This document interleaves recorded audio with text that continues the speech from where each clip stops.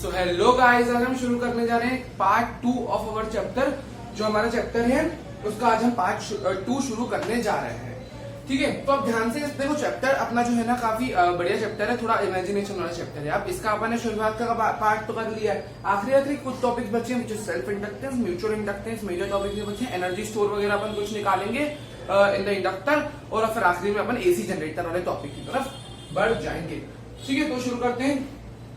देखो, सबसे पहले आज का अपना जो पहला टॉपिक रहेगा ना इस पार्ट में, अब ये पार्ट में अपन चैप्टर कंप्लीट कर लेंगे। ठीक है, सेल्फ इंडक्टेंस अपना जो टॉपिक है अब अच्छे से समझेंगे। ठीक है, the phenomena in which of varying current in a circuit. देखो, हमने पता है करंट जब चेंज होता है तो ईएमएफ इंड्यूस होता है, चेंजिंग करंट जब कहीं से पास होता है। तो यहाँ पे हम एक इंडक्टर कॉइल ले रहे हैं, जिसमें से मतलब अगर मान लो एक सर्किट है, अब सर्किट में इंडक्टर कॉइल मान लो हमने लगा के रखी है वो कॉइल, अब उसमें से अगर चेंजिंग करंट पास हो रहा है तो उसमें ईएमएफ इंड्यूस होगा। वो हम यहाँ पे कह रहे हैं कि भाई at the phenomena in which a varying current, एक चेंज होने वाला करंट प्रोड्यूस करता है एक इंड्यूस ईएमएफ को इन द सेम सर्किट। मतलब जैसे ये मैंने एक सर्किट बना रखा है, ये एक सर्किट में एक इंडक्टर कॉइल लगी है, जिसमें से मान लो यहाँ से मान लो मैंने एक एसी सोर्स दे दिया। अब ये अपन नेक्स्ट चैप्टर में पढ़ेंगे। एसी सोर्स का मतलब आपने एक ऑल्टरनेटिंग करंट यानी बहुत ज्यादा चेंज होने वाला करंट दिया, जिसका मैग्नीट्यूड, डायरेक्शन वगैरह सब चेंज होती है। फिर उतना डिटेल में नहीं जाना, अभी आप बस इतना समझिए चेंजिंग करंट यहाँ से पास हो रहा है जो बार बार चेंज हो रहा है, बस इतना आपको समझना है। अब वो चेंजिंग करंट जब पास होगा तो इसमें कुछ ना कुछ ईएमएफ इंड्यूस होगा। भाई क्योंकि करंट चेंज हो रहा है तो ईएमएफ तो इंड्यूस होगा ही होगा। बहुत बढ़िया, एक चेंजिंग करंट यहाँ पे पास। तो phenomena in which of varying current in a circuit, circuit में से वेरिंग करंट जो जा रहा है। अब देखो भले फिर मतलब सिंपल सी बात है, अगर वेरिंग करंट जाएगा तो उससे क्या होगा, number of field lines inductor coil में चेंज होगी, जिससे कि ईएमएफ इंड्यूस होगा, जिससे कि ईएमएफ इंड्यूस होगा। तो भाई इसका इतना मतलब समझो, आपने एक चेंज होने वाला बार बार करंट डाल दी, ईएमएफ अभी भी यहाँ पे जनरेट आपका होगा। ठीक है, एक ईएमएफ यहाँ पे इंड्यूस होता हुआ आपको मिलेगा। और पता है इसी कॉइल में से वो वेरिंग करंट जा रहा है और इसी में ही वो ईएमएफ इंड्यूस हो रहा है। तो समझ लो, दोनों जब एक ही चीज में हो रहा होता है उसको सेल्फ इंडक्शन कहते हैं, मतलब सेल्फ इंडक्टेंस कहते हैं कि भाई इसमें से ही वेरिंग करंट पास हो रहा है, इसमें ईएमएफ इंड्यूस हो रहा है, इसको ही आप कहते हो सेल्फ इंडक्शन, मतलब सेल्फ इंडक्टेंस यहाँ पे देखने को मिल रहा है। समझ गए? तो बस अब देखो, अब यहाँ पे जितनी भी फील्ड लाइंस है, जो फ्लक्स है हमारा, फ्लक्स जो चेंज होगा, ये जो चेंजिंग फ्लक्स है, जो फ्लक्स चेंज होगा वो डायरेक्टली प्रोपोर्शनल होगा करंट के। अरे जितना ज्यादा करंट चेंज होगा इसमें से उतना ही ज्यादा फ्लक्स चेंज होगा ना। अरे इसमें मैंने जितना ज्यादा करंट चेंज करा उतना ही ज्यादा उसमें फ्लक्स चेंज होगा। ठीक है, तो बहुत बढ़िया। अब उसमें मैंने करंट चेंज किया तो फ्लक्स चेंज होगा। अब ये करंट को आप चेंज कर रहे हो, मैंने बोला वेरिंग करंट, तो ये भी चेंज होगा, ये भी चेंज होगा। अब ये डायरेक्टली प्रोपोर्शनल होता है, प्रोपोर्शनलिटी हटाओगे तो कांस्टेंट आता है विच इज एल। एल मतलब होता है self inductance of this coil. तो ये कांस्टेंट होता है मटेरियल्स के लिए, मतलब सेल्फ इंडक्टेंस आप कह सकते हो, उसकी एक समझ लो कांस्टेंट आप इसके लिए लगाते हो, सेल्फ इंडक्टेंस करके ये होता है। ठीक है, मतलब इसके लिए सेल्फ इंडक्टेंस एक प्रॉपर्टी, मतलब सेल्फ इंडक्टेंस एक तरह का कांस्टेंट हो गया। ठीक है, प्रोपोर्शनलिटी कांस्टेंट है, हम सेल्फ इंडक्टेंस अपन यूज करते हैं। फ्लक्स होता है एल इंटू आई के बराबर। एक फॉर्मूला हो गया इंडक्ट, आपने ई का फॉर्मूला जनरल फैराडेज लॉ के बताया हमको, फैराडेज लॉ के हिसाब से माइनस का D phi by D T, फिर minus D by D T और फाई की जगह आप क्या लिखोगे, एल आई। अब आप क्या करोगे, एल आप कांस्टेंट मान के बाहर ले सकते हो, करंट तो चेंजेबल है ना, करंट वेरिंग है, तो उसका आप डिफरेंशिएशन बिल्कुल कर सकते हो। तो ईएमएफ का आपको एक फॉर्मूला मिल गया अकॉर्डिंग टू सेल्फ इंडक्टेंस। ठीक है, ये दो फॉर्मूले हमने अभी निकाल दी। अब अपन ये देख लेते हैं कुछ बचा है क्या। चलो, ये इतना पार्ट अपना हो गया। एल को आप कहते हैं पूरा नाम coefficient of self inductance of solenoid या इंडक्टर, है ना। सॉलिनॉइड कह लो, इंडक्टर वगैरह के लिए होता है और इनका सेल्फ इंडक्टेंस कहते हैं। ठीक है, हाँ एक चीज और बच गई, ये एल का डायमेंशनल फॉर्मूला आप निकाल लो, है ना, वो पूछा जाता है क्वेश्चन में, मतलब पेपर वगैरह में पूछा जाता है। अब देखो फ्लक्स होता है बीए कॉस थीटा, उससे मतलब नहीं, फ्लक्स होता है कॉस थीटा, तो क्या बोलेंगे उसके लिए, बी होता है। अब मैग्नेटिक फील्ड की डायमेंशन आप कैसे निकालोगे, चलो मैं आपको करके बता देता हूँ पूरा, है ना, पूरा ही कर लेते हैं अपन, जल्दी से कर लेंगे। ये 11th क्लास का मतलब डायमेंशन वगैरह तो सबको आता हुआ निकालते हैं। ठीक है, अब हमने देखो फ्लक्स का फॉर्मूला आप बेसिक इतना याद रखो, मैग्नेटिक फ्लक्स यहाँ पे एल आई के बराबर है। अब वहां से आप एल के डायमेंशनल फॉर्मूला निकाल लो। सबसे पहले अपन को मैग्नेटिक फील्ड का चाहिए होगा। ठीक है, मैग्नेटिक फील्ड क्या होता है, क्यू भी साइन थीटा से निकाल लेते हैं। चलो आई एल बी से निकाल लेते हैं, I L B sine theta. बहुत बढ़िया। अब मैग्नेटिक, आपको मैग्नेटिक फील्ड का चाहिए ना, तो ये तो एम्पियर होता है, एम्पियर, ओहो ये फोर्स है, सॉरी फोर्स। ठीक है, तो मैग्नेटिक फील्ड की आपको डायमेंशन यहां से मिल जाएंगे, M N T minus two divided by ampere divided by length, है ना, एल से एल कटा तो M A minus one T minus two. अब फ्लक्स होता है बी इंटू ए, तो इसको एरिया से मल्टीप्लाई कर दो, है ना, एल टू से मल्टीप्लाई करोगे ना तो फ्लक्स मिल जाएगा L two A minus one T minus two. समझ रहे हो ना, फ्लक्स होता है बी इंटू ए, तो मैग्नेटिक फील्ड के से आपने डायमेंशन ऑफ एरिया को मल्टीप्लाई कर दिया, एरिया के डायमेंशन से मल्टीप्लाई कर दिया, फ्लक्स मिल गया। और फ्लक्स होता है एल आई, तो अब एल तो ये तो करंट होता है ना, फंडामेंटल क्वांटिटी आई उसकी जगह लिख ही लो, तो M L two A minus one T minus two, और आई यानी एम्पियर, तो नीचे ले आओ उसको, is equal to L. L के डायमेंशन आपको मिल गए M L two A minus two T minus two. Let me check the answer, Mn2 T minus 2, correct. अपन निकालते हैं यार सेल्फ इंडक्टेंस ऑफ सोलेनॉइड के बारे में बात करते हैं। अब हम सोलेनॉइड के लिए और सेल्फ इंडक्टेंस कैसे निकालेंगे ये चीज थोड़ी ध्यान से देखना। मतलब सोलेनॉइड के लिए प्रॉपर अपन फॉर्मूला निकालने वाले सेल्फ इंडक्टेंस का, मतलब पर्टिकुलर सोलेनॉइड के लिए, ठीक है। तो शुरू करते हैं self inductance of a solenoid. तो फिर हमें शॉर्ट में लिख रहा हूं, अब सेल्फ इंडक्टेंस हम निकाल रहे हैं फॉर अ सोलेनॉइड, ये अपन निकाल रहे हैं। अब मान लेते हैं यार आपका ये सोलेनॉइड है जिसमें से वेरिएबल करंट पास हो रहा है, तो इसमें ईएमएफ वगैरह इंड्यूस होगा, ठीक है। मान लो आपने इसको एक मतलब ऐसा वेरिएबल सा करंट दे दिया है ना, जैसे अब मतलब समझ रहे हो, मतलब अब इसका मतलब इस तरह हमने उसको वेरिएबल करंट दे दिया है, हाँ तो बना सकते हैं अपन ऐसा सिंबल, उतना अच्छा लगेगा, तो इसमें से ईएमएफ वगैरह इंड्यूस होगा, तो बस उसके लिए अपन सेल्फ इंडक्टेंस निकालने वाले।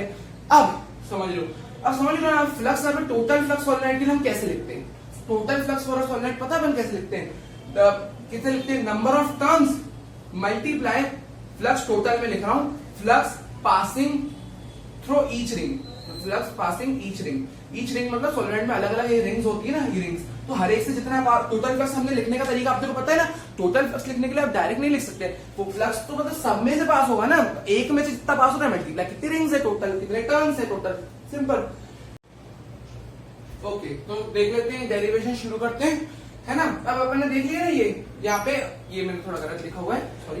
यहाँ पे आपको पता है वो ये जो फ्लक्स का फॉर्मूला आप निकालते हो, टोटल टर्न्स में से n into flux passing through each turn लिखते हो, ठीक है। अब n की जगह पे n लिख दो, फ्लक्स का फॉर्मूला क्या होता है, b into A, general formula b a cos theta होता है। वैसे तो यहाँ पे पता है मान के पता है क्या चलते हो, मतलब हर एक टर्न का जहाँ एरिया, अगर मैग्नेटिक फील्ड ऐसे जा रही है तो हर एक रिंग का एरिया वेक्टर का वैसे डायरेक्शन में होगा, ठीक है ना। तो आपको सेम डायरेक्शन में जनरल केस लेके चलना होता है, तो b a cos थीटा की जगह सिर्फ आप b a लिखोगे, cos थीटा क्योंकि cos 0 1 होता है, ठीक है। तो n b आपका फॉर्मूला आ गया। अब मैग्नेटिक फील्ड फॉर सोलेनॉइड हम निकाल चुके हैं, mu naught N I, fourth chapter में हम पढ़ चुके हैं ना magnetic field for solenoid, n mu naught N I into A, देख लीजिए इतना।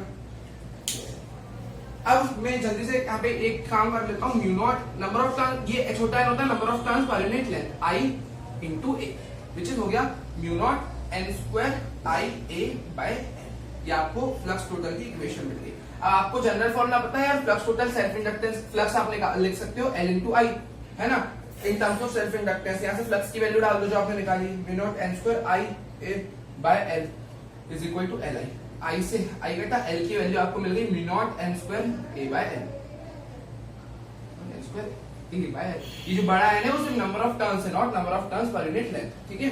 तो ये देख लीजिए अपना फॉर्मूला आ गया। इसको अलग तरीके से आप और थोड़ा देख सकते हो।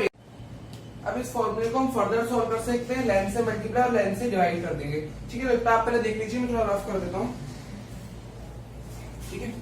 अब इसको आगे सॉल्व कर लेते हैं यार जल्दी से, है ना। इसको लेंथ से मल्टीप्लाई डिवाइड कर दो आप, तो mu naught N square area into length by length, मैंने लेंथ से मल्टीप्लाई डिवाइड और मल्टीप्लाई कर, लेंथ से मल्टीप्लाई और डिवाइड कर दिया, देख लीजिए। अब ये क्या बन गया, एरिया इंटू लेंथ वॉल्यूम बन गया, तो विच इज म्यू नॉट, और ये क्या बन गया, एन बाय एल का होल स्क्वायर बन गया, और ये एरिया इंटू लेंथ वॉल्यूम हो गया। तो आपको एल का फॉर्मूला मिल गया इन टर्म्स ऑफ वॉल्यूम, तो ये छोटा एन होता है mu naught N square into volume, ये आपको एक फॉर्मूला अलग से और मिल गया, ठीक है। मैं चेक कर लेता हूँ, यस अपना आंसर आ चुका है, mu naught N square into volume, देख लीजिए कोई दिक्कत तो नहीं है ना, ये आ गया। ओके, सो एक क्वेश्चन अपन आप जल्दी से देख लेते हैं, ठीक है। इस जो हमने टॉपिक पढ़ा, फिर अपन नेक्स्ट टॉपिक की तरफ चलेंगे, ठीक है। क्वेश्चन क्या रखा है, let us consider two solenoids A and B, दो सोलेनॉइड्स उन्होंने ले रखे हैं। पहली बात तो ना आपको उन दोनों के सेल्फ इंडक्टेंसेस का यहाँ पे रेशियो निकालना है, यानी दो solenoid L A by L B आपको निकालना है। अब एल का फॉर्मूला हमने पढ़ा है ना, एल का formula mu naught N square A by L होता था, ठीक है। अब वो फॉर्मूला आप लगा लो, या तो वॉल्यूम के टर्म्स वाला फॉर्मूला यहाँ पे लगा सकते हो, दोनों ही फॉर्मूला आप यहाँ पे यूज कर सकते हो, ठीक है। तो मैं आगे पढ़ लेता हूँ क्या बोल रखा है क्वेश्चन में, ठीक है। आपको यहाँ पे फॉर्मूला लगाना है, यहाँ पे फॉर्मूला लगाओगे, same of magnetic material relative permeability mu R, दोनों सेम मटेरियल से बने हुए जिनकी रिलेटिव परमेबिलिटी म्यू आर है। फॉर्मूले में ना पता है म्यू नॉट आता है, एल का जो फॉर्मूला होता है उसमें म्यू नॉट होता है, बट यहाँ पे आपको म्यू एम लेना पड़ेगा, क्योंकि दोनों सॉलिड के अंदर कुछ ना कुछ फील्ड है। यहाँ पे सॉलिड के अंदर एक कोर वगैरह जो भी फिल करते हैं वो भरा हुआ है, यहाँ पे सॉलिड के अंदर एयर नहीं भरी हुई है, ठीक है। तो ये बात है।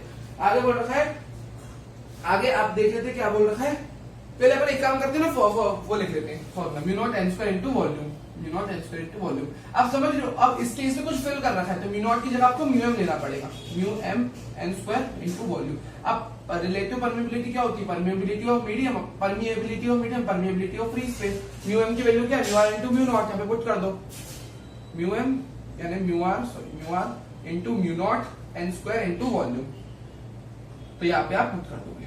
ठीक है, तो एल का ये वाला फॉर्मूला दोगे। म्यू आर दोनों के लिए सेम है, तो मैं म्यू आर का म्यू आर ही लिख लेता हूँ, म्यू आर दोनों के लिए सेम है।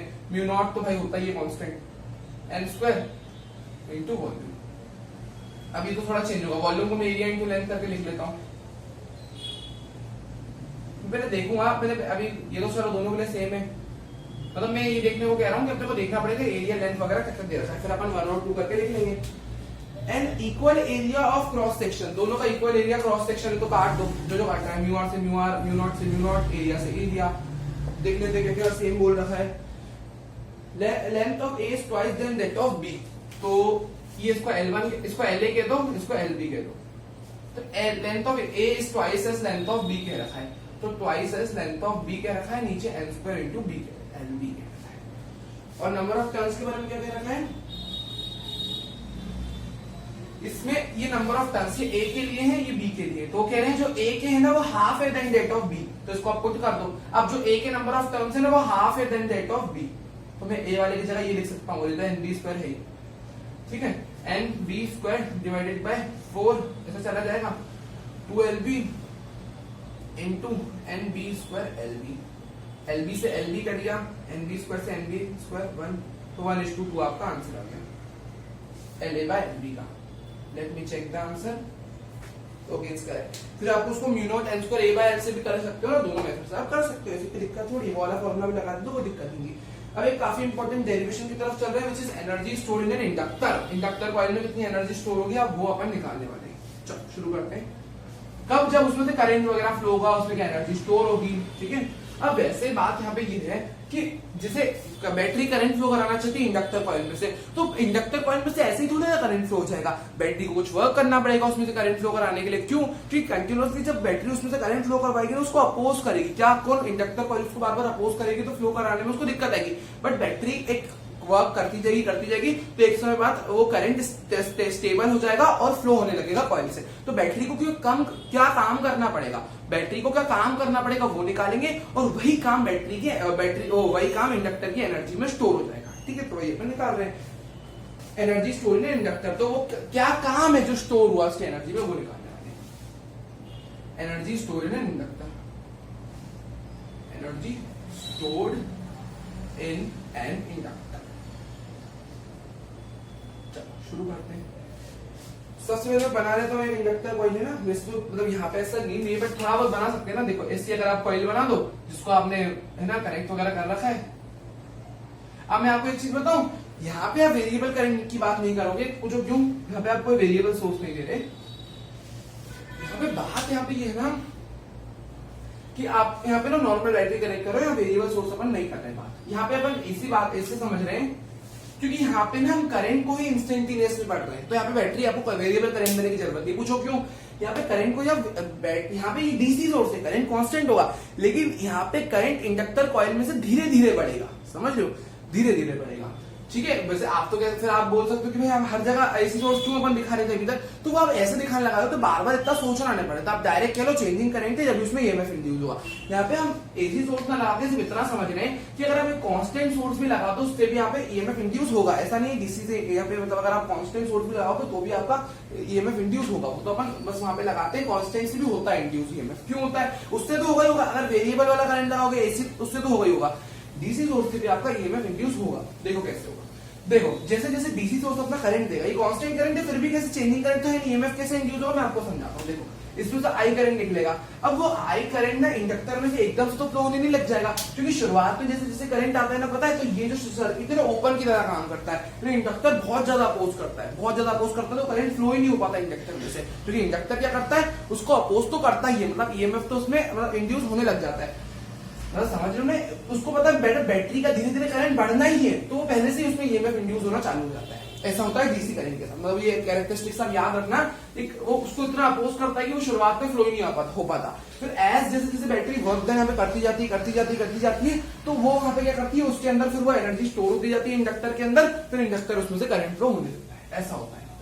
तो करंट यहाँ पे एकदम से थोड़ी ना बढ़ा, शुरुआत में एकदम टाइम इज इक्वल टू 0 पे वो करंट फ्लो ही नहीं होगा, 0 होगा, मतलब वो उसमें ओपन सर्किट की तरह काम करेगा, धीरे धीरे धीरे धीरे करंट फ्लो होना चालू होगा, तो करंट इंस्टेंटेनियसली ग्रो होगा, तो तब यहाँ पे ईएमएफ इंड्यूस होता है क्योंकि चेंज हो के वो ग्रो हो रहा है, तो वहां पे इसलिए ईएमएफ इंड्यूस होने लगता है। ठीक है, तो ये सारी बात होगी, बस डेरिवेशन अपन शुरू करते हैं। अब यहाँ पे work done, external work done क्या होता है, पोटेंशियल इनटू चार्ज, हमने फर्स्ट चैप्टर में पढ़ा है। तो यहाँ पे एक्सटर्नल वर्क डन कौन कर रहा है, बैटरी कर रही है, तो उसका अपन डीडब्ल्यू के फॉर्म में अगर मैं लिखूं तो पोटेंशियल इनटू छोटा चार्ज, ऐसे लिख सकता हूं मैं छोटे फॉर्म में। अब यहाँ पे आप देखो, यहाँ पे जो आपका पोटेंशियल है V है, उसकी जगह आप ईएमएफ लिख सकते हो, ईएमएफ इंड्यूस लिख सकते हो, पूछो क्यों, पता है आप लिख लेना assumptions में we are taking an ideal circuit, ideal circuit मतलब बैटरी का, इंडक्टर का, किसी का कोई इंटरनल रेजिस्टेंस यहाँ पे नहीं है, तो जितना का वोल्टेज बैटरी का होगा ना, हम कह रहे हो मैक्सिमम उतना ही ईएमएफ इंड्यूस आपको यहाँ पे मिल जाएगा, मतलब आप इन दोनों को बराबर लेके चलते हो। और वैसे भी आप इतना दिमाग नहीं भी लगाओ तो वोल्टेज और ईएमएफ भाई भाई समझ सकते हो, दोनों की यूनिट वोल्ट होती है, वैसे आप समझ सकते हो, मैं आपको डिटेल अगर समझाऊं तो अब आइडियल सर्किट मान के आप जितना वोल्टेज इसका उतना ही समझ सकते हो कि उतना ही मैक्सिमम ईएमएफ इंड्यूस आपको वहां मिल जाएगा, मतलब उतना ही ईएमएफ इंड्यूस आपको मिल जाएगा। ठीक, तो आप ऐसे मान के कर सकते हो। ओके, अब दोनों साइड आप चलो इंटीग्रेट में थोड़ी देर से करते हैं, पहले थोड़ा और लिख लेते हैं वर्क डन एक्सटर्नल। अब ईएमएफ इंड्यूस आप लिखना चाहते हो इनटू डीक्यू, ठीक है। अब ये क्या होता है, L D I by D T into DQ. कैसे, मैंने आपको ईएमएफ का फॉर्मूला बताया था ना, माइनस का L D I by D T अपना आया था, ईएमएफ जो इंड्यूस होता है इन टर्म्स ऑफ सेल्फ इंडक्टेंस, लेकिन माइनस हम यहाँ नहीं लगा रहे, क्योंकि माइनस पता है हमें क्या बताता है कि जो ईएमएफ इंड्यूस होता है ना वो चेंज इन करंट को अपोज करता है, ये तो हम शुरुआत से पढ़ते आ रहे हैं, ईएमएफ क्या करता है, चेंज इन करंट को अपोज करता है, वही बस माइनस हमें दिखा रहे हैं, वो हमको यहाँ लगाने की नीड नहीं, तो अपन ने से पॉजिटिव लेके चल रही। ठीक, तो हम कर सकते हैं। अब डी डब्ल्यू एक्सटर्नल, अब इसको थोड़ा देखो, अपन ऐसे लिख लेते हैं, एल ये हो जाएगा डी क्यू, ये L D I into D Q by D.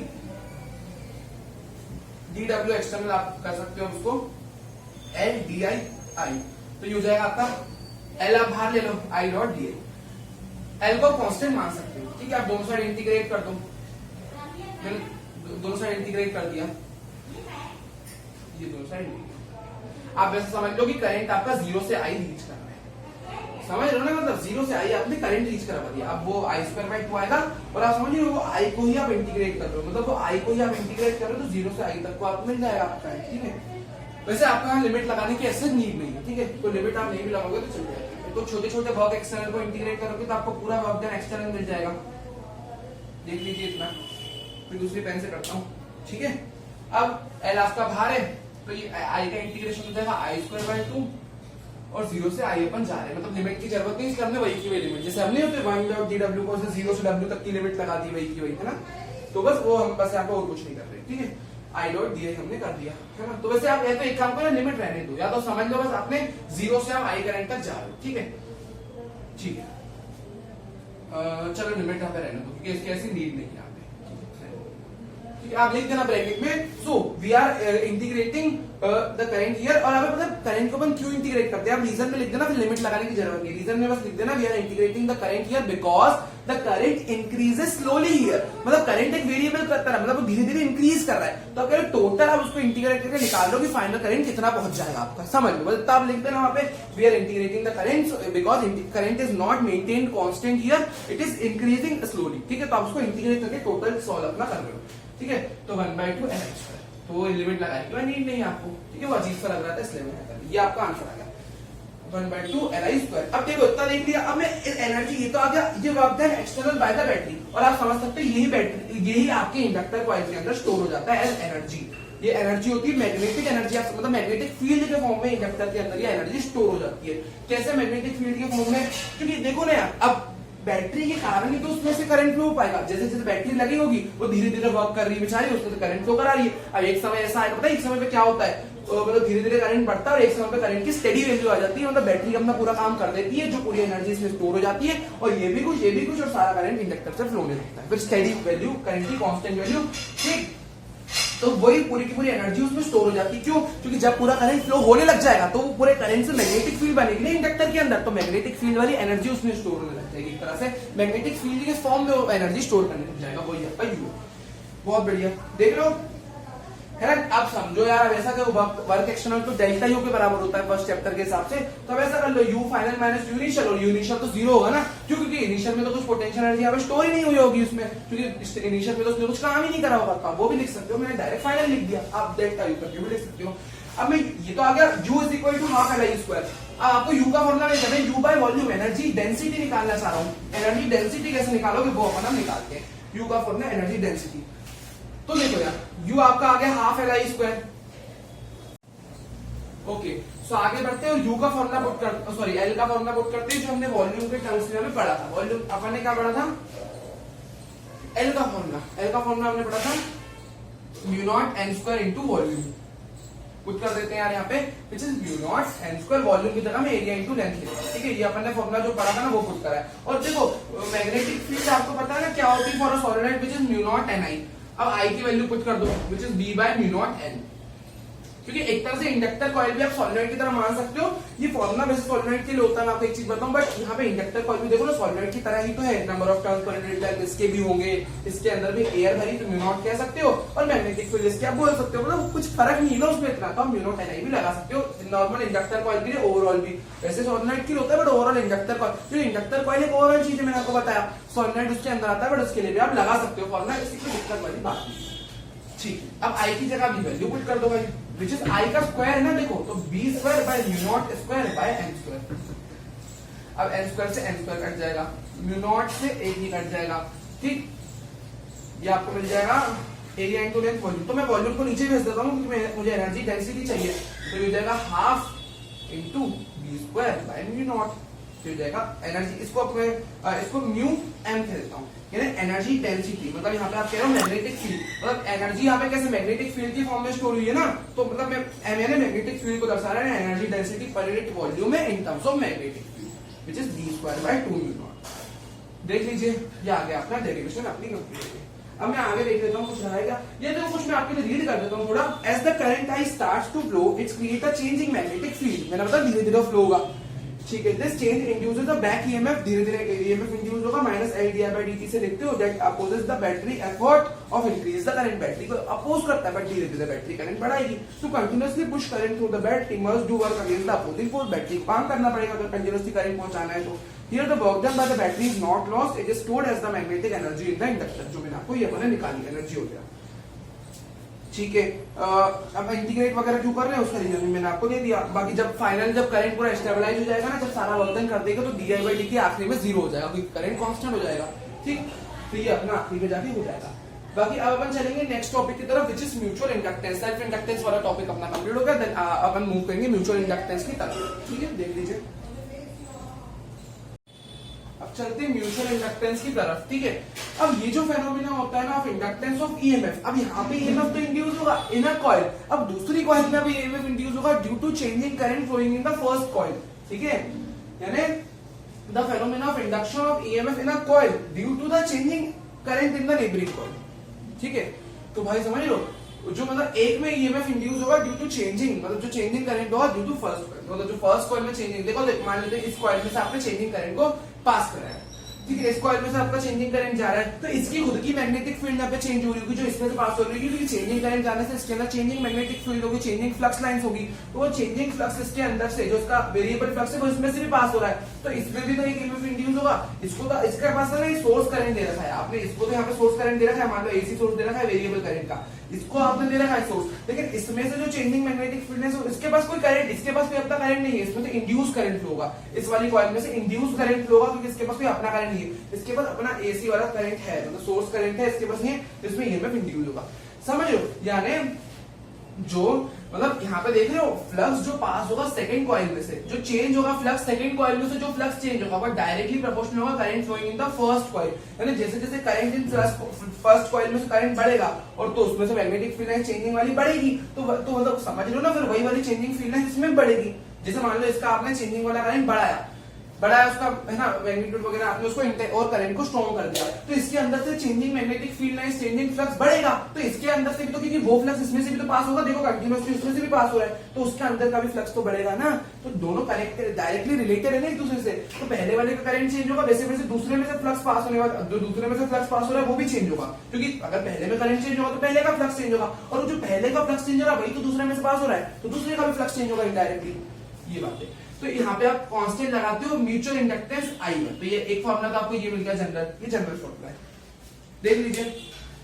अब मैं आपको एक चीज बताऊं, ईएमएफ इंड्यूस सबको पता है, ईएमएफ इंड्यूस ये होता है माइनस का d∅dt। अब मान लेते हैं मैं यहाँ पे निकाल रहा हूँ सेकंड कॉइल में कितना ईएमएफ इंड्यूस, हाँ सेकंड कॉइल में कितना ईएमएफ इंड्यूस होगा, मैं वो निकालना चाह रहा हूँ। तो यहाँ पे आप क्या करो, माइनस d/dt, और ∅2 क्या लिखोगे, mi1 माइनस का m, और आपको पता है current in the first coil change हो रहा है, व्हिच इज di1/dt, ठीक है। तो मैंने उसको डिफरेंशिएट कर दिया, करंट चेंज हो रहा है, तो ये आपको इंड्यूस जो सेकंड कॉइल में ईएमएफ इंड्यूस होगा वो आपको मिल जाएगा। मैं आपको एक चीज बताऊं यार, यहाँ पे जब म्यूचुअल इंडक्टेंस होता है ना, तो वहाँ सेल्फ इंडक्टेंस भी हो रहा होता है कंटीन्यूअसली, म्यूचुअल इंडक्टेंस भी हो रहा होगा। यहाँ पे आप सोच लो कि यार इसमें खुद में तो चेंजिंग करंट जा रहा है, इसमें इंड्यूस नहीं होगा, हाँ इसमें भी होगा, लेकिन उसकी हम स्टडी नहीं करते क्योंकि वो सेल्फ इंडक्टेंस हो जाता है। तो सेल्फ इंडक्टेंस तो अपन पढ़ चुके हैं, लेकिन इसके कारण जो इसमें जिसके पास करंट नहीं है तो इसमें सेल्फ इंडक्टेंस तो हो ही नहीं सकता, तो इसमें होगा म्यूचुअल इंडक्टेंस, समझ गए आप। मतलब इसमें से सेल्फ इंडक्टेंस तो हो ही नहीं सकता ना, खुद का चेंजिंग करंट है नहीं, लेकिन म्यूचुअल इंडक्टेंस तो हो सकता है ना, समझ लो। कहने का मतलब ये, इसको सेल्फ क्यों कहोगे आप, क्योंकि इसके पास सेल्फ अपना सोर्स है, इसको सेल्फ नहीं कहोगे, इसको म्यूचुअल कहोगे, क्योंकि इसके पास खुद का इंडक्टेंस इसके कारण हो रहा है, इसमें सेल्फ भी होगा, इसमें म्यूचुअल भी होगा, समझ गए आप। सेल्फ इंडक्टेंस म्यूचुअल इंडक्टेंस दोनों का, इसमें से म्यूचुअल इंडक्टेंस होगा क्योंकि इसमें खुद का करंट नहीं है, ठीक है। तो नोट कर लीजिए आप, क्योंकि हमेशा याद रखना जब म्यूचुअल इंडक्टेंस होता है तो सेल्फ इंडक्टेंस भी होता है, उसका खुद का सेल्फ इंडक्टेंस भी देखने को मिल जाएगा आपको, ठीक है। तो ये अपना देखने को मिल गया, और कुछ दे बताना है नहीं, चलो बस आगे इतना ही बोल बताना ना मेरे को। मैं आपको एक डेरिवेशन इसकी करा देता हूँ, विच इज कॉइल वगैरह के लिए आप कैसे इसको डिराइव करोगे। मतलब आप लेते हैं mutual inductance for two coils, मतलब अगर दो कॉइल कोएक्शनली रखी हुई है तो कितना ईएमएफ इंड्यूस वहां पे आपको देखने को मिलेगा। ईएमएफ इंड्यूस होगा एक की मैग्नेटिक फील्ड से दूसरे में कितना ईएमएफ इंड्यूस होगा वो कैलकुलेट हमें, ओके। सो अब देखते हैं, यहाँ पे आप देखना ये जो फर्स्ट कॉइल में से करंट पास हो रहा है ना, इट इज वेरिएबल, तो ये चेंजिंग करंट है, ठीक है। बस आप इतना याद रखना, तो चेंजिंग करंट अगर ऐसे पास होगा तो इसकी ऐसी मैग्नेटिक फील्ड अंदर बनेगी, तो छोटी वाली कॉइल में ऐसी इनवर्ट मैग्नेटिक फील्ड आपको देखने को मिलेगी हर जगह, ठीक है। और मैं आपको एक चीज बताऊं यार, यहाँ पे आप समझिए बड़ी वाली की चेंजिंग मैग्नेटिक फील्ड के कारण छोटी वाली के लिए, मतलब आप छोटी वाली पे कैलकुलेट करोगे जो भी करोगे, मतलब मैग्नेटिक फील्ड आप बड़ी वाली की मान के चल रहे हो, छोटी वाली की मान के भी कर सकते हो, बट जनरल अपन ये वाला बड़ी वाली की मैग्नेटिक फील्ड लेके करते हैं, ठीक है। और उसका असर कितना, उसमें फ्लक्स का जो चेंज आ रहा है वो सेकंड वाली पे निकालते हैं, मतलब इसकी मैग्नेटिक फील्ड से इसमें क्या चेंजिंग फ्लक्स हो रहा है छोटी वाली में वो निकालते हैं, ठीक है। तो पहले अपन फर्स्ट वाली की मैग्नेटिक फील्ड निकाल लेते हैं, इसको फर्स्ट कॉइल कह रहा हूं मैं और छोटी वाली को सेकंड। तो फर्स्ट वाली की मैग्नेटिक फील्ड सेंटर में निकालोगे इसके, तो इससे इसके यहां से लेकर सेंटर पे कितनी आएगी R1, which is mu not I1/2 R1, ये अपन जनरल फॉर्मूला पढ़ा है। और फर्स्ट वाली कॉइल की कुछ अगर नंबर ऑफ टर्न्स हुए तो टोटल मैग्नेटिक फील्ड आप n से मल्टीप्लाई करके लिखोगे, ठीक है। तो ये हो गए। अब उसका चेंजिंग फ्लक्स तो सेकंड में से पास होगा, तो वो मैं निकालने वाला हूं, तो सेकंड में से कितना चेंजिंग फ्लक्स पास होगा, किसकी मैग्नेटिक फील्ड के कारण हो रहा है, वो फर्स्ट वाले के कारण है। और एरिया भाई वो पास तो छोटे एरिया में से हो रहा है ना, तो एरिया तो आप 2 का ही लोगे ना, समझ रहे हो। मतलब सेकंड वाले में से फ्लक्स चेंज आप निकाल रहे हो, कितना फ्लक्स पास होगा, तो मैग्नेटिक फील्ड फर्स्ट के कारण निकाल रहे, और पास तो छोटे एरिया से होगा तो एरिया 2 ही लोगे ना, तो वो और हमें बी कॉस टर्न लिख के, क्योंकि भाई इसका एरिया अगर इसमें से मैग्नेटिक फील्ड इनवर्ट मान रहे हो तो इसका एरिया वेक्टर भी आप पीछे ही मानोगे, परपेंडिकुलरली आउटवर्ड पीछे ही मानोगे छोटी वाली कॉइल का, तो 0 लेके चलना है, cos 0 which is 1, ठीक है। तो बस B1 की वैल्यू डाल दो and mu naught I1/2 R1, और एरिया 2 का देखो यहाँ पे आप एरिया, पहले बात तो छोटी वाली कॉइल के भी कुछ टर्न्स रहे होंगे तो आप n से मल्टीप्लाई करोगे, क्यों, क्योंकि आपको पता क्या करना है, छोटी वाली कॉइल में जो टोटल फ्लक्स कितना पास होगा वो लिखना है। तो छोटी वाली के एक टर्न से जो फ्लक्स पास होगा मल्टीप्लाई n टर्न्स, तो आप टोटल फ्लक्स निकालना चाहते हो छोटी वाली कॉइल से, यहाँ पे ओवरऑल ही मल्टीप्लाई कर दो ना, क्या दिक्कत है, तो टोटल फ्लक्स मिल जाएगा। और एरिया अब एक का लिख दो, विच इज पाई R2 का स्क्वायर, छोटा एरिया लिखो है ना, बहुत बढ़िया।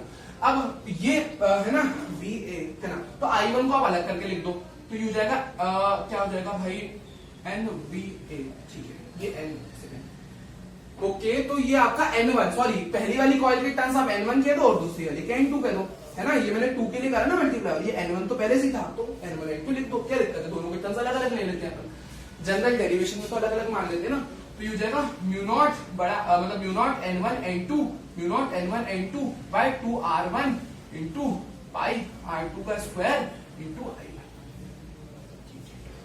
पाई R2 का स्क्वायर इंटू I1, तो ये आपका आ गया पाई R2 का square into I1।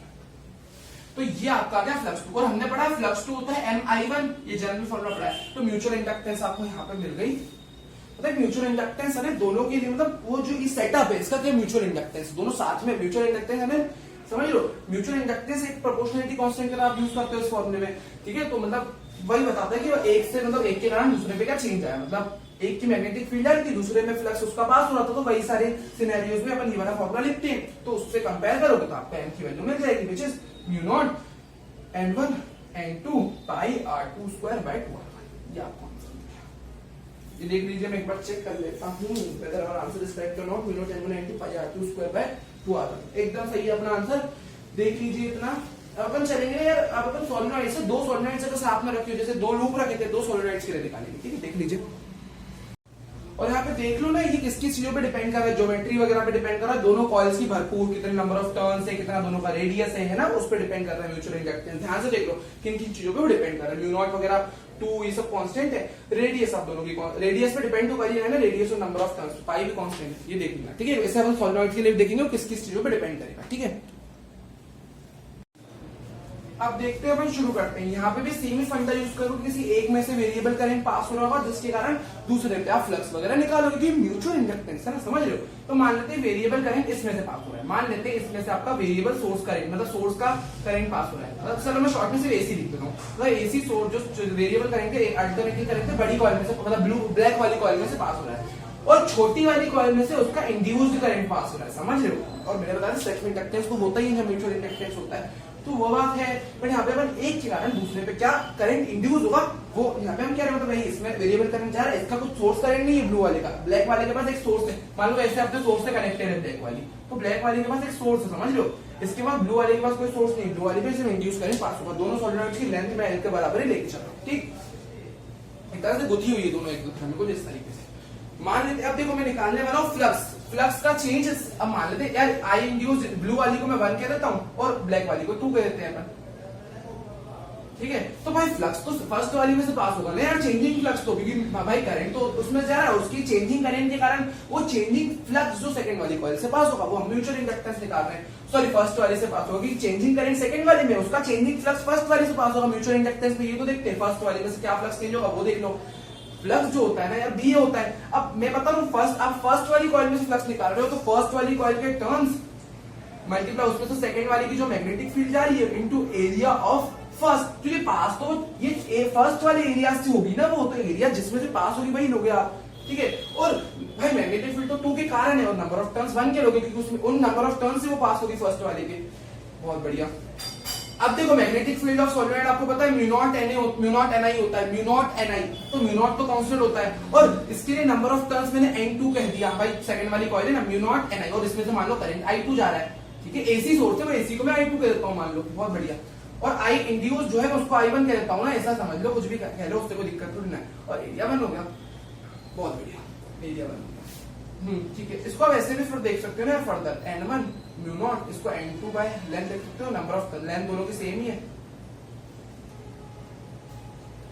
Mu naught n1 n2 I2 A1 by L। विवरणता देखूं सही आया कि नहीं, म्यू नॉट n, तो एकदम सही आया है अपना आंसर, कुछ गलती नहीं है इसमें। अब मैं यहाँ पे इसको भाई एक और फॉर्म ले सकते हैं अपन, इसको म्यू नॉट में इसको L से मल्टीप्लाई L से डिवाइड कर देता हूँ, ठीक है। मतलब एक L तो था ही, तो मान लो एक L मैंने इसके नीचे दे दिया, और एक और L मैंने डिवाइड करा ना, तो मैंने उसको वो नीचे वाला जो दूसरा L मैंने डिवाइड करा है वो इसको दे दिया, और ऊपर एक L से मुझे मल्टीप्लाई करना पड़ेगा। एक L तो पहले से था ना, मैंने डिवाइड एक से करा और एक ऊपर मल्टीप्लाई कर दिया, तो आपको एक फॉर्मूला मिल गया म्यू नॉट छोटा n1 छोटा n2 I2 area 1 into length, area 1 into length, एक तरह से कह लो volume enclosed by first coil मिल गया आपको। तो बस इसको ऐसे ही लिख दो वैसे तो बस हाँ, ये आपका एक आंसर आ गया, विच इज मेरे पास चेक करता हूँ म्यू नॉट, ओके बहुत बढ़िया सही आया अपना आंसर एकदम, mu naught n1 n2 area 2 into length. देख लीजिए एक बार। हाँ अरे यार एक काम करो ना, यहाँ मैंने एक चीज, उसको पहली बात तो ये तो फ्लक्स का फॉर्मूला निकाला अपन ने, सेल्फ इंडक्टेंस तो म्यूचुअल इंडक्टेंस तो निकाले, चलो उसको कंपेयर तो कर लेते हैं। म्यूचुअल इंडक्टेंस कुछ नहीं, फ्लक्स जो था मेरा वो हो जाएगा m टाइम्स I2 Mi2, ठीक है। देख रहे हो ये आपका फॉर्मूला होता है, कंपेयर कर लो। I2 तो ये रहा, I2 को छोड़ के बाकी सब अपना m हो जाएगा, I2 को छोड़ के यानी मेरा mu naught N1 N2 A1/L मेरा हो जाएगा I2 को छोड़ के, ठीक है। तो ऐसा समझो ना, डायरेक्ट आप इसका ही फॉर्म निकाल लो, उसको म्यूचुअल इंडक्टेंस कह लो, ठीक है। म्यूचुअल इंडक्टेंस तो मैं लाइन को हटा देता हूं वहां से, ठीक। तो यहाँ से I2 हटा दो, बस सब सही है। समझ मैंने थोड़ा कंफ्यूज कर दिया आपको, मैं आपको वापस बताता हूँ। बस आपने कुछ नहीं करा, फ्लक्स से आपने म्यूचुअल इंडक्टेंस निकाल लिया, म्यूचुअल इंडक्टेंस के फॉर्मूले में आपने L से मल्टीप्लाई L से डिवाइड कर दिया, तो आपको क्या मिलता है, mu naught N1 N2 area में इनटू लेंथ। अब मैं चेक कर लेता हूँ म्यू नॉट N1 N2, अब एकदम सही है, ठीक है। तो बस इसी फॉर्मूले को मैं इसको फाइनल रिजल्ट तो अपना m है ना, m निकालना है, तो मैंने उसको l से, उसको मत करना, फ्लक्स के फॉर्मूले को मत करना, इसको बस इतना निकालना, फिर आप कंपेयर किया m निकालना, उसको l से मल्टीप्लाई डिवाइड करना। बाकी इसके भी देखो किसके चीजों पे डिपेंड करता है, ज्योमेट्री ऑफ टू कॉइल्स। क्यों? क्योंकि देखो दोनों के नंबर ऑफ टर्न्स आ रहे हैं, लेंथ वगैरह आ रही है। ज्योमेट्री ऑफ टू कॉइल्स का मतलब क्या, देखो लेंथ तो दोनों का एक सेम ही होगी ना, तो एक तरह से लेंथ दोनों की वो सेम वाली है, उसमें नंबर ऑफ टर्न्स पे डिपेंड कर रहा है, एरिया पे डिपेंड कर रहा है ना, ज्योमेट्री वगैरह पे।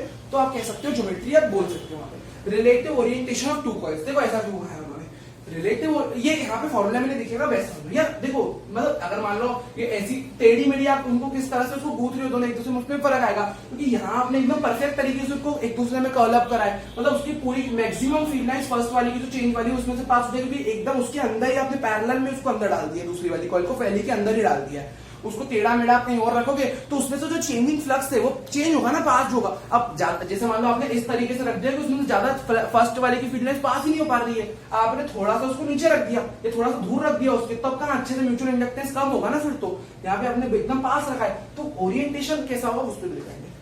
Number of turns in two coils वो तो दिख ही रहा है आपको। सेपरेशन ऑफ मीडियम, देखो separation and medium in two, देखो सेपरेशन वगैरह जो कॉइल की कितनी दूरी है वो मैं बता चुका हूं, मीडियम वगैरह क्या फील्ड है। देखो अब यहाँ पे अगर कुछ फील्ड होगा ना, तो यहाँ पे फील्ड मतलब आप दोनों का कॉमन एरिया में फील्ड करते हो, मतलब कॉमन वॉल्यूम में, सॉरी कुछ दोनों के लिए जो जगह घेर रखी है इस बीच की जगह में जो दोनों के अंदर आ रही है उसमें आप कुछ फील करोगे, तो बस म्यू नॉट की तरह म्यू एम आ जाएगा वहां पे, परमेबिलिटी ऑफ मीडियम। फिर उसको further mu R into mu naught भी, मतलब म्यू एम का फॉर्मूला फिर आपको पता है, म्यू एम लिख देना वैसे आप अगर कुछ फील कराओ तो, ठीक है।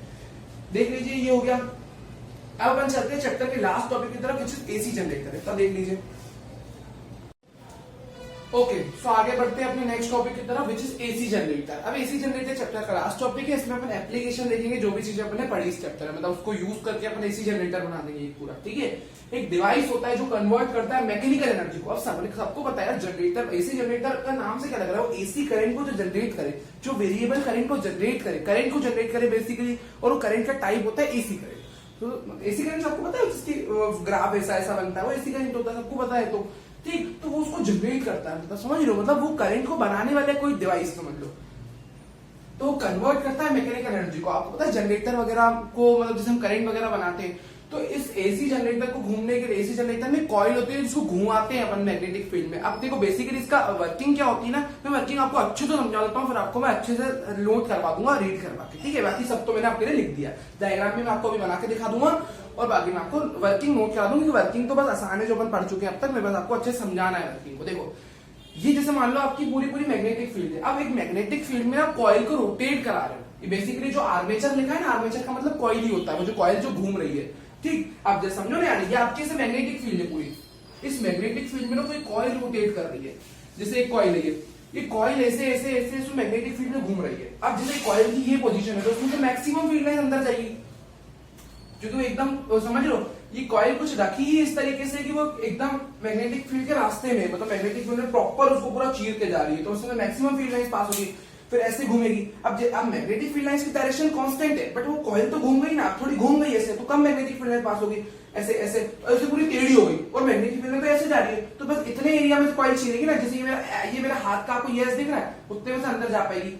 फिर ऐसे घुमाओगे, फिर धीरे धीरे और थोड़ी आती जाएगी, फिर ऐसे हो जाएगा, फिर और अंदर जाएगी, फिर वापस ऐसे घूमेगा, तो जब ये वाला हिस्सा आ जाएगा साइड वाला, तो कम मैग्नेटिक फील्ड लाइंस जा पाएगी।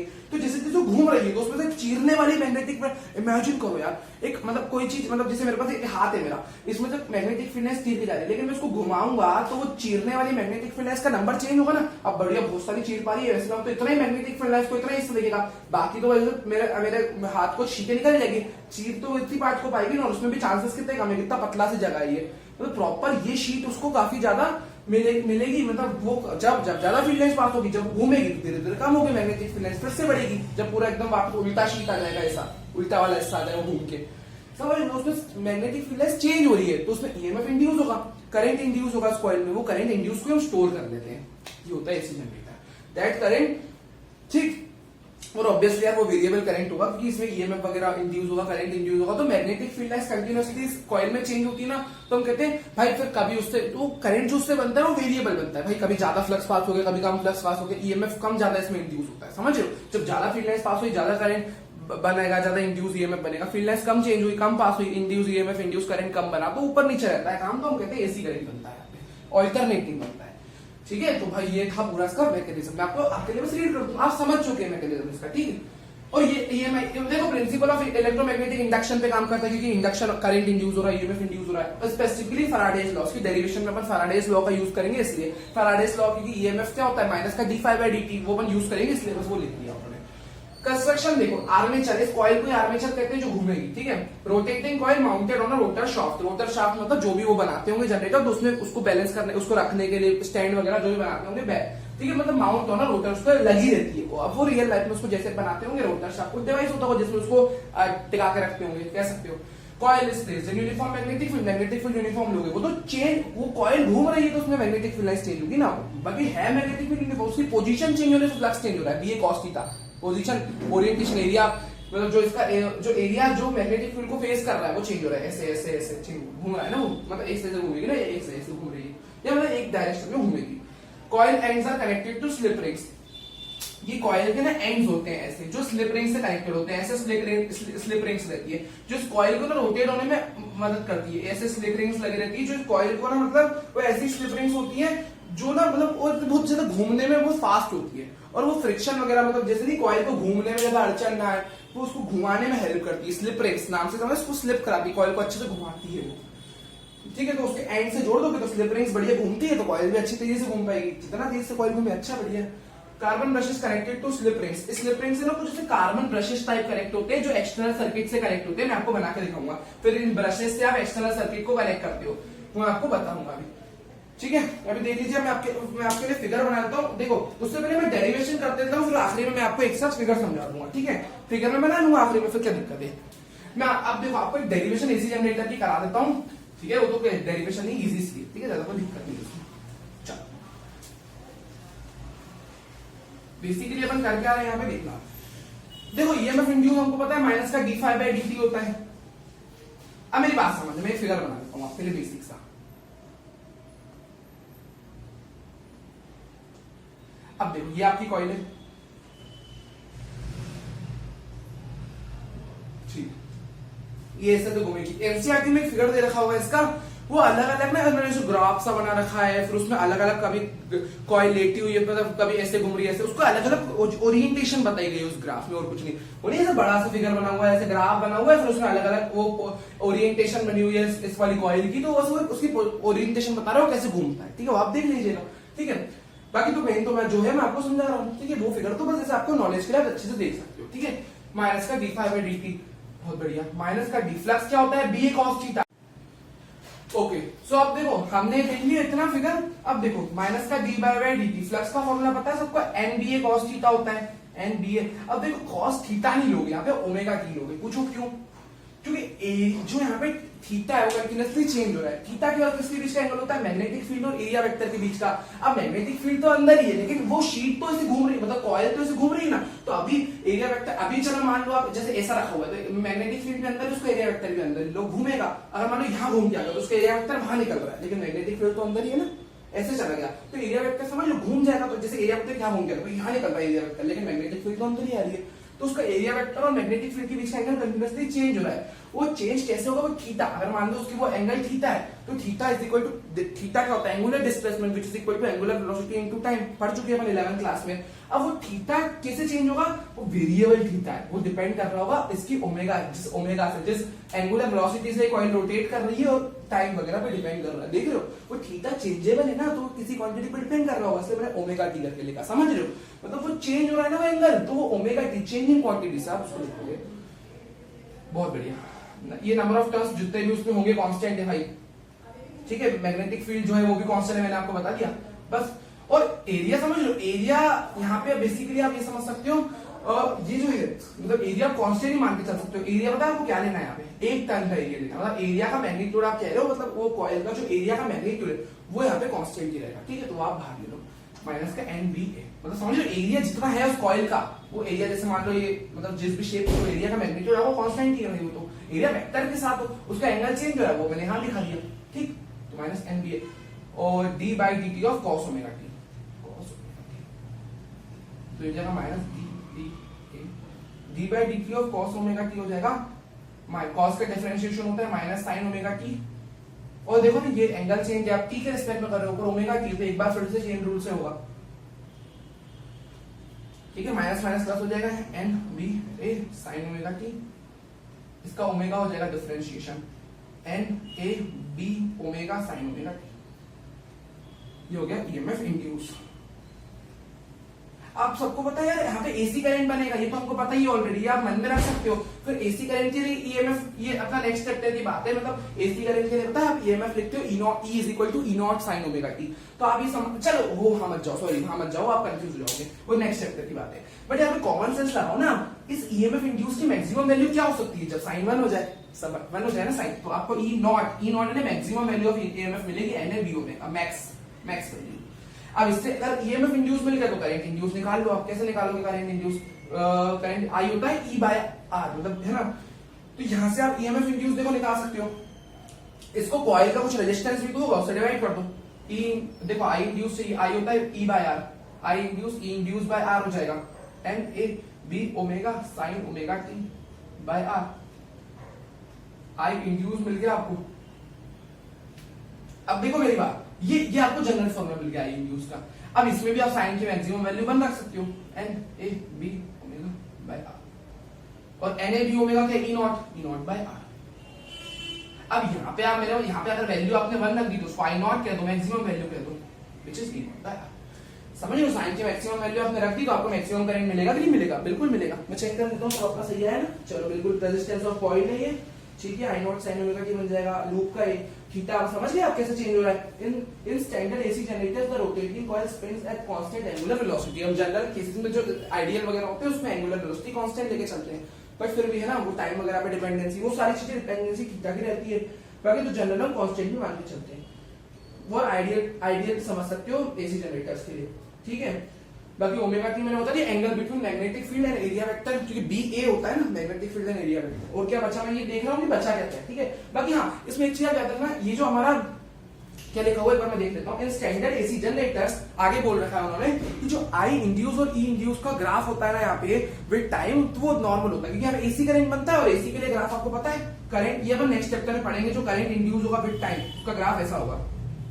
सेम फॉर ईएमएफ इंड्यूस, अब यहाँ पे आई की जगह ई लिख दो, उसका ग्राफ भी सेम होगा। ये एसी में दोनों आई वर्सेस टाइम और E versus time, EMF versus time, दोनों का ग्राफ एसी में सेम होता है, वो साइनसोइडली होता है ऐसा। और क्या बचा मैं देख लेता हूँ, बस ये हो गया अपना पूरा, बस मैं आपके लिए वर्किंग पढ़ देता हूँ, ठीक है। वर्किंग में क्या बोल रखा है, as the coil is rotating continuously, मैंने आपको बताया था the number of magnetic field is threading the coil, आप भी नोट कर लीजिए, threading the coil changing continuously, ठीक है। This results in the formation of EMF induced and thus induced current formed, ठीक है। According to Faraday's law EMF induce होगा, वो लिख लेना according to Faraday's law.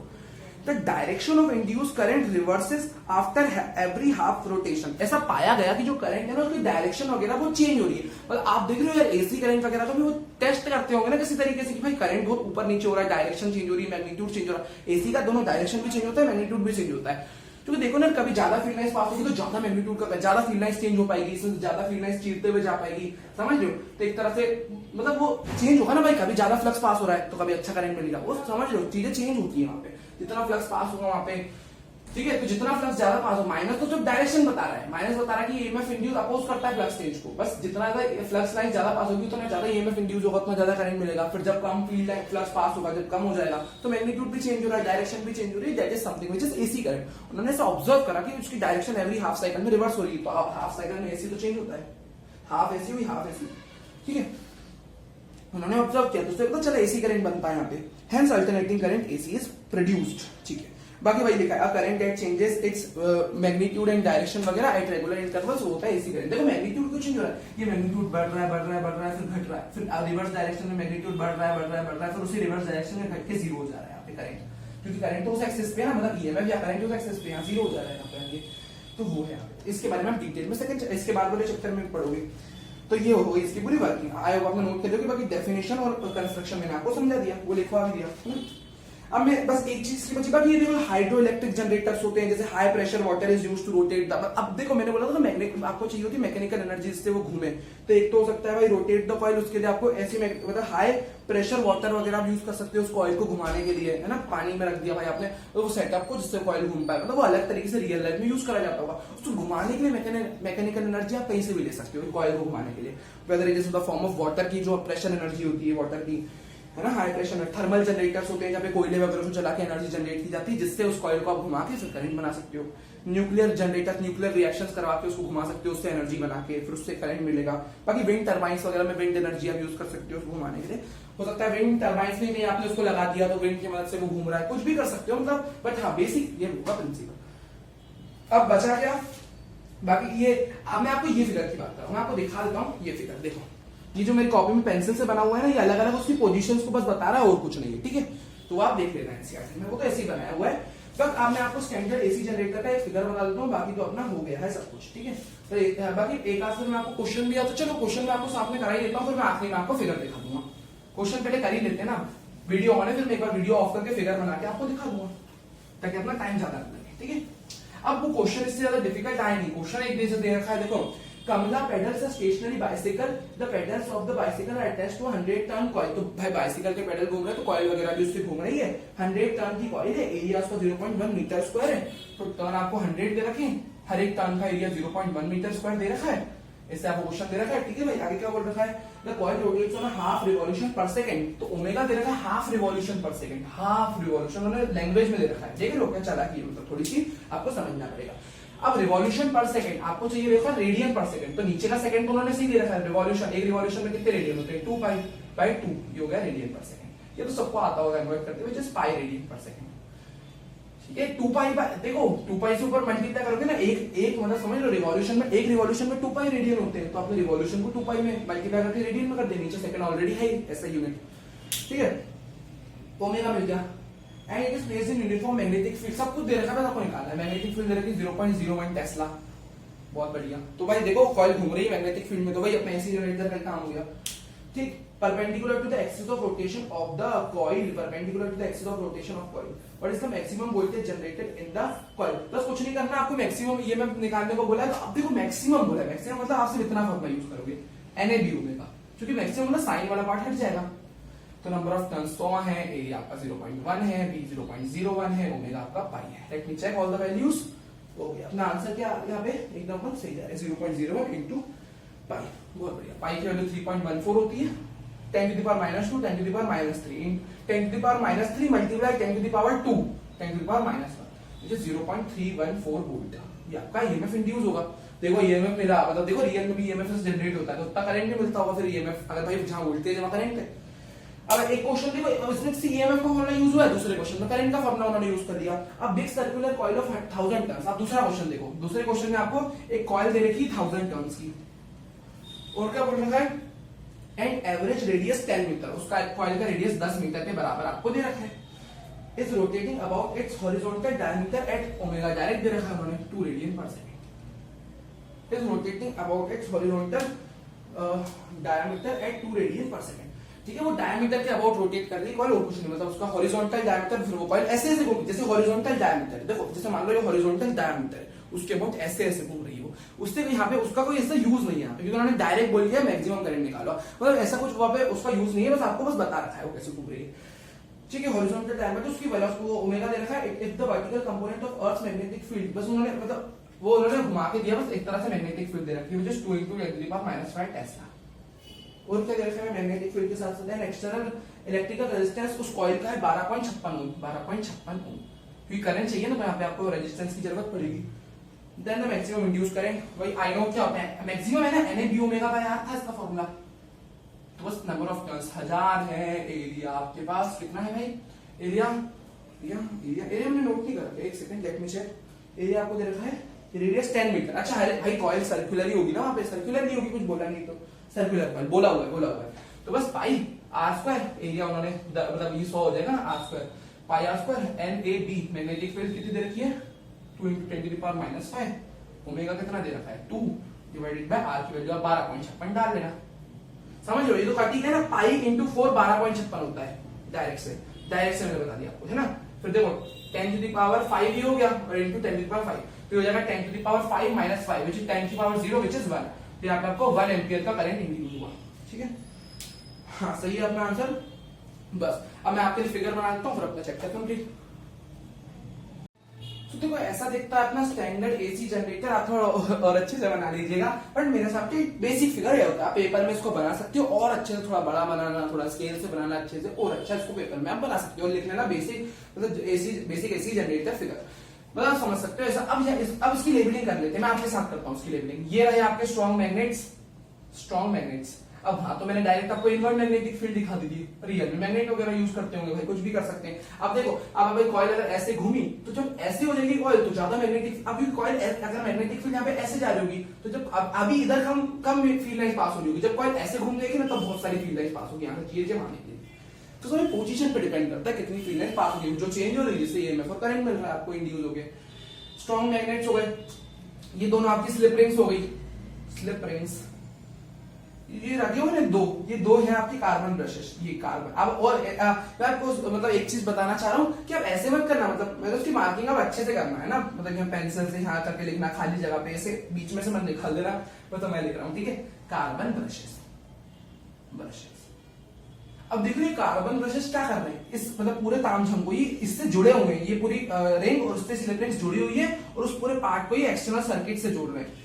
Carbon brushes इसका मैंने यूज पता है विच कनेक्ट्स द ये पूरा system to an entire external circuit. यहाँ पे आप कोई भी स्टोरेज डिवाइस लगा सकते हो, स्टोरेज डिवाइस जो लिख देना, storage device is the device here which stores this induced AC current को वो स्टोर कर लेगा, ठीक है। या कोई डिवाइस वगैरह आप लगाओ तो वो चलने लगेगा एसी करंट से, है ना, या स्टोरेज डिवाइस स्टोर भी कर सकते हो उस करंट को, ठीक है। तो ये देख लीजिए आप पूरा, ये था आपका पूरा फिगर और कुछ मेरे हिसाब से बचा नहीं है। चैप्टर अपना फाइनली कंप्लीट हो चुका है।